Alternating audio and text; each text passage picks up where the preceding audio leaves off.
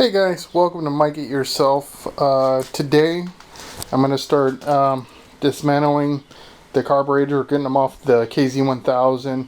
As I made mention in my last video on the KZ that I was having some issues and did some testing on the carbs.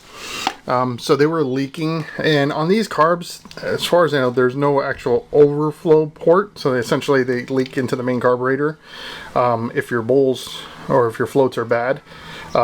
What I found is the outer two carburetors, those are the floats that are failing. So I've got fuel coming out from the intake side, and then actually on the other side there, that one has fuel leaking from the base of the rubber seal there. So we'll have to take a look at that.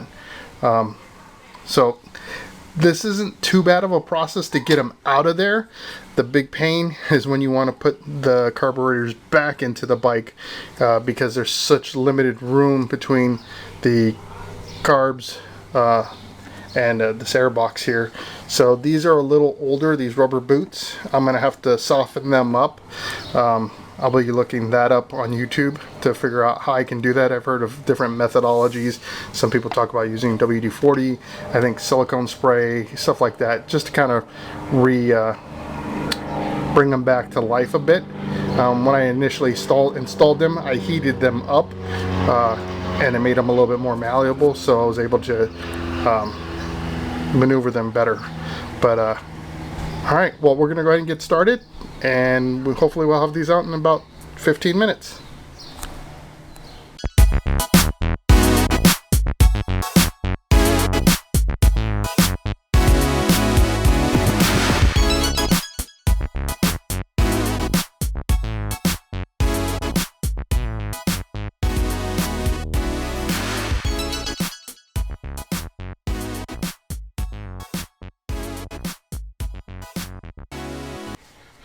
Alright, so we got the carburetors out.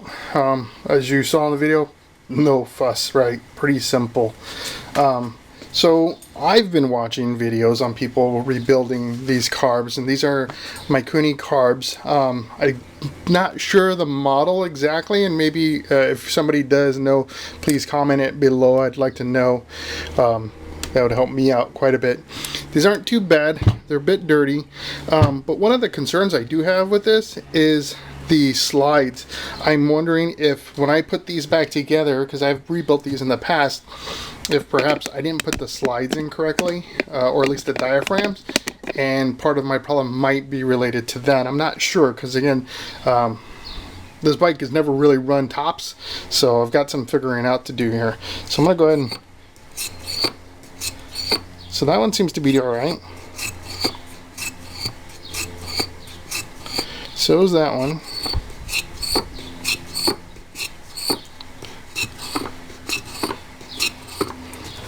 So I'm getting that suctiony sound, and it's not just like dropping like a rock.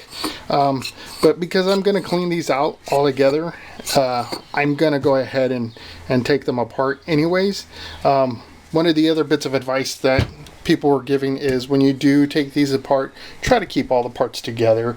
That's something I didn't do the first time around on this, so lesson learned, right?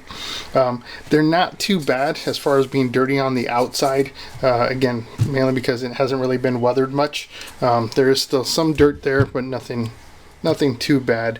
Once I get anything that could be damaged by like carb cleaner or anything like that off of here, then I'll go ahead and clean these up a little bit more.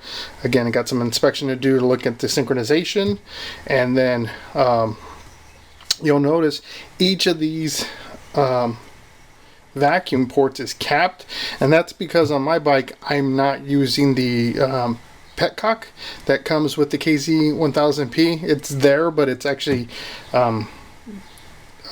stuck in an open position, so I don't need the vacuum that would normally be connected to that petcock to suck that diaphragm open to allow the fuel to flow.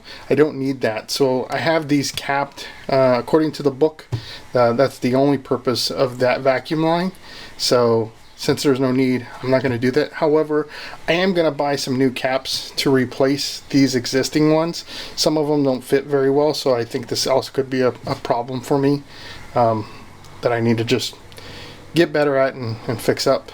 Some of the other things that I'll need to look at is the air or the idle mixture screws. These have brand new seals on them, but again, if you don't have these adjusted just right, then your idle's going to be terrible, hard to start, which is exactly what I have as far as problems go. Mine's hard to start in the beginning, and then when I rev it, I have rev hang too, so it's slowly going down. I know some folks talk about vacuum leaks associated to that. The one area that's possible that could be happening is this one, because as I had mentioned, when the float bowl was overflowing, the fuel was not only coming from this side, but it was also coming from this side of the carburetor. So there's a good chance that this wasn't making a great seal, which would let air get in there, and then hence the problem, right? But I think what we'll do is I'll start tearing these down, and that way I have everything separated, put them in baggies, and I'll have to look to start ordering the parts, the rebuild kit for this thing. Hopefully I can reuse most of the parts, like the gaskets and stuff like that, depending on what I find when I tear these down.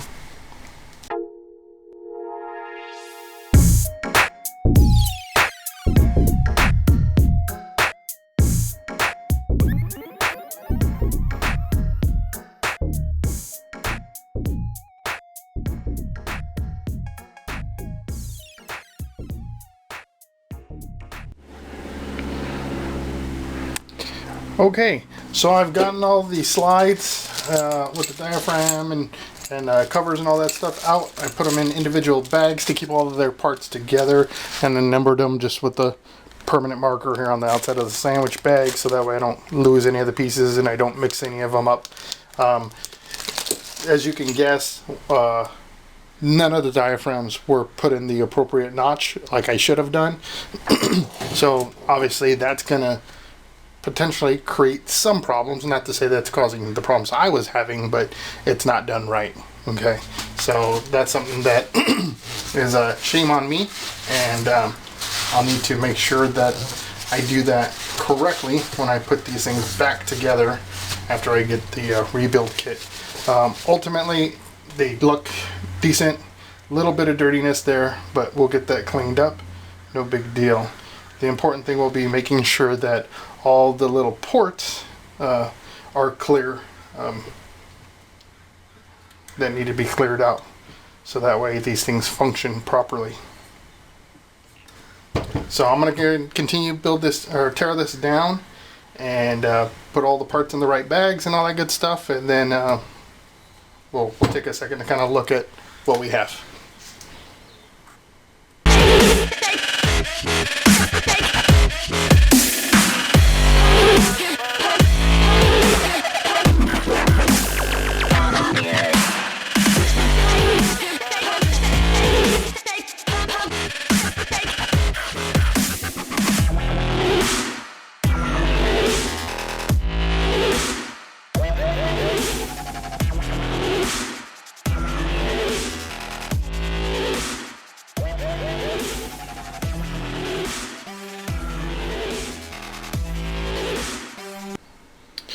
Okay, so I've got the tops and the bottoms torn apart.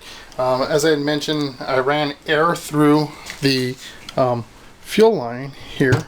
Okay. So just put a little bit of PSI, maybe 1 or 2 PSI through there, just to get some seeping air in. And what I did is I had put pressure on the floats individually, leaving one open to see which ones would allow air to still seep through. And number one, this one here, if it seems to be working like it should.